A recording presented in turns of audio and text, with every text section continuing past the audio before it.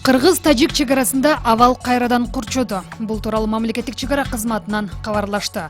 Чегара кызматынын төрагасы Уларбек Шаршеев Өкмөттүн Баткен облусундагы ыйгарым укуктуу өкүлү Акрам Мадымаров катышкан чегара жашоочулары арасында түшүндүрүү иштерин жүргүзүү маалында тажик тараптан Кыргызстандын жарандары тарапка 2 ок атуу болгон. Жыйынтыгында чегарачы жоокер жарадар болгон. Кыргыз-тажик мамлекеттик чегарасынын аталган тилкесинде чегарачылар күчөтүлгөн тартипте кызмат өтөөгө өткөн. Исфана-Варох-Уна жолундагы кыймыл токтотулган. Ошондой эле Тажик Республикасынын жарандары Исфана-Баткен жолун жабышкан. Бүгүн Кыргызстан жана Тажикстан чегара кызматтарынын жетекчилеринин жолугушуусу пландалууда. Ошто көпүрөнүн астында каза болгон кишинин өздүгү аныкталды. Ош шаарынын Наваи көчөсүндөгү жаңы көпүрөнүн астында каза болгон эркек киши Каракулча районунун 31 жаштагы тургуну болгон. Бул тууралуу Ош шаардык ички иштер башкармалыгынын басма сөз кызматынан билдиришти.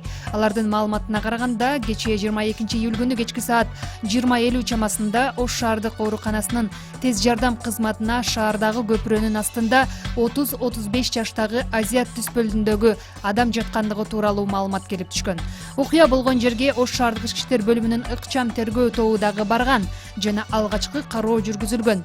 Ошондой эле каза болгон адам Каракулча районунун 1988-жылы туулган тургуну экендиги аныкталган. Анын денесинде эч кандай жаракат болгон эмес.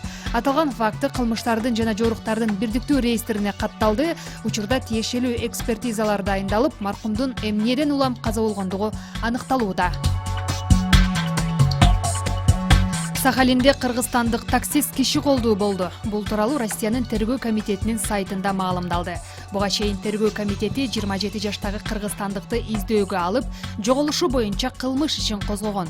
Тергөө учурунда киши 20 июлдун түнүндө Toyota Mac үлгүсүндөгү автоунаасы менен түштүк Сахалинден Карсаков шаарын көздөй чыккан. Анын таксист болуп иштегендиги аныкталды. Туугандары жана достору кайда экенин так билишкен эмес деп айтылат билдирүүдө. Маркум алыс жолго чыгып жатканын эч кимге деле айткан эмес. Анын сөөгү Чапаева айылынан анча алыс эмес жерден табылган. Полиция түштүк Сахалин шаарынын 3 тургунун шектүү катары кармаган. Маалыматта алардын экөө буга чейин соттолуп чыккандыгы жана азырынча алардын баш коргоо чарасы карала электиги айтылды.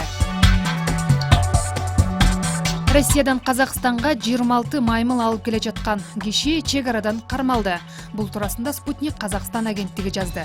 Казакстанда 131 ташпаканы чемоданга салып бараткан жаран кармалды. Тирүү жаныбарларды Россиянын 40 жаштагы жараны жеке автоунаасына жүктөп келе жатканда Актөбөдөгү Жайсаң авто чегара бекетинен токтотушкан. Текшергендер автокөлүктү ачып, 26 маймылдын 8 мүшөктүн ичинде буулуп турганын аныкташкан. Текшере келгенде жаныбарлардын алып өтүү боюнча тиешелүү документтери жок болуп чыккан. Натыйжада чегарачылар мыйзам бузган жаранды Казакстандын улуттук коопсуздук комитетине өткөрүп берген. Ал эми маймылдар Мартук районунун ветеринардык инспекциясына тапшырылган. Эми ошол жерден жаныбарлардын кийинки тагдыры чечилет.